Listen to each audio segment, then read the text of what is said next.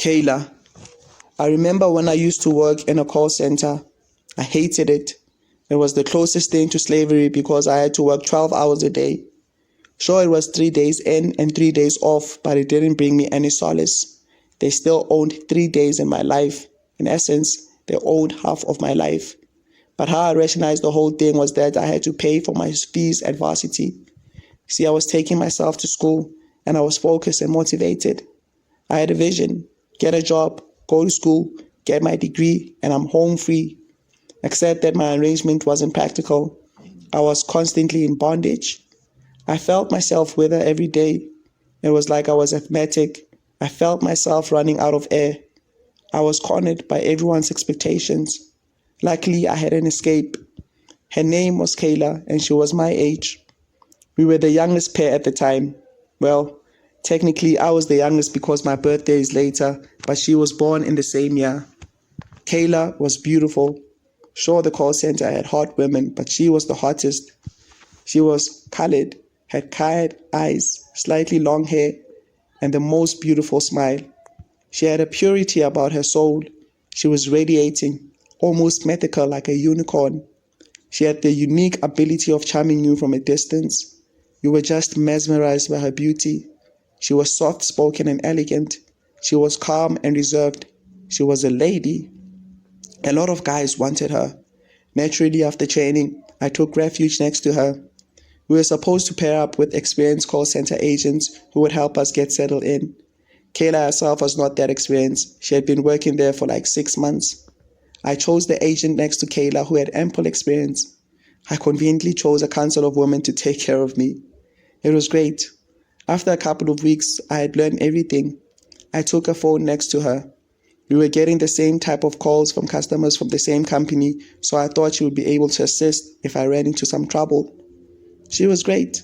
She always assisted me with a pure heart. Kayla was kind and loving. We started bonding. We shared dreams, and she told me that she wanted to be an air hostess and travel the world in the process. I thought it was great. She had the perfect profile, beautiful, reassuring, right height, right age, good communication skills. She was perfect. We would talk all day when we were not on the phone. Me and her had a connection. We could just talk to each other and there wouldn't be any judgments. We were empathic towards one another. We had a mutual understanding. We liked one another.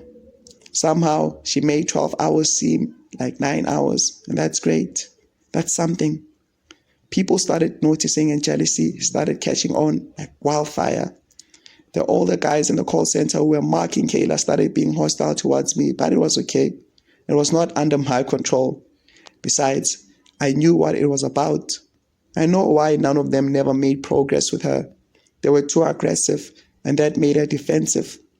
Their offense game was weak. They pursued her like they were catching a train, rapid and fast-paced. There was no romance. It was like a bet of who could land the hot new girl. She felt like prey, like a piece of meat. She felt objectified. None of them had a chance with her because they were too expedient. Of course, I didn't have that problem. She liked me, a fact that made people envious. I loved the energy I got from everyone from being around her. You know, I was seen, not ignored. I was popular, cemented, legendary. I was alive, and the attention validated my existence. It was not in a boastful way. It was just that, natural. She was my girl. I wanted to help her get into aviation school, so I did everything I could on my side. I had websites, numbers, and tuition costs, and we discussed everything at great length. Nothing really crystallized, but we were still really close. I had thoughts of taking her out. I looked at my budget, and it really made me angry. I had to pay rent, tuition fees, and buy food. The remainder of the money wasn't enough for a good date. I also didn't have a car, so I had to think logistics. And I still couldn't afford those Puma Ferrari shoes that I wanted. Everything compounded. I hated my job. I didn't have time for my thoughts. School wasn't fulfilling or challenging. I was a replaced creative. My landlord was a jerk, and I couldn't take out Kayla on a proper date. I was living what Robert Kiyosaki had warned me about, the rat race. This is not what Napoleon Hill taught me. I rationalized everything with school, but it wasn't enough of a motivation anymore. My reasoning was a trap. I was dying and I knew it. It was like suffocating or burning to death. It was horrific. I went for leave to really think things through, just to clear my mind. I decided, fuck it, fuck everyone. This is my life and I'll do what I want. I don't need anyone's permission to live my life. I won't live my life with fear. Fuck varsity. It's trapping my life and my mind.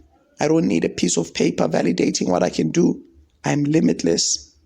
That's the thing I hate about the world. We created constructs that constrict the mind from flourishing. I resigned and started doing things that I wanted, like writing my screenplay, learning about investing, starting businesses, and reading books. When I left, I was the best call center agent. My numbers were really good. The manager tried to get me to reconsider, but it was impossible. I stopped listening to the outside world that day. I stopped trying to conform. It was the best decision of my life. 12 hours a day, and I still couldn't take Kayla out on a proper day. Why live with such lack? Surely that's not what God intended for me.